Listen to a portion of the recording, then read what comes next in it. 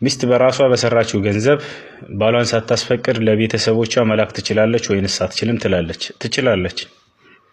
ሚስት የሰራችው ገንዘብ የራሷ ነው። ስለዚህ ፈለሃ ኩል الحقوق في التصرف به كما تريد እንደፈለገች የማድረግ መብት አላት ገንዘቧን ማለት ነው፣ የራሷ ገንዘብ እስከሆነ ድረስ።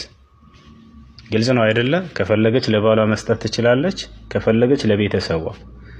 የማንም ፍቃድ አትጠብቅም የራሷ ገንዘብ እስከሆነ ድረስ ማለት ነው።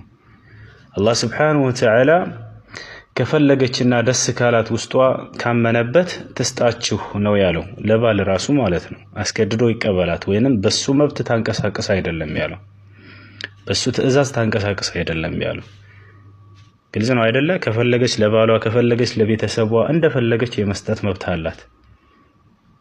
ያለ ባሏ ፍቃድ ከፈለገች ለቤተሰቦቿ መስጠት ትችላለች፣ የራሷ ገንዘብ ስለሆነ ማለት ነው።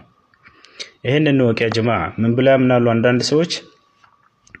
ሚስት በባል ትዕዛዝ ስር እስከሆነች ድረስ ባሏ እስከሆነ ድረስ ገንዘብ ያለ እርሱ ፍቃድ ለቤተሰቧ ሁሉ መላክ አትችልም ይላሉ። ከየት እንደመጣ ይሄ ነገር አላውቅም። ቁርአንም ሐዲስም ላይ የለም።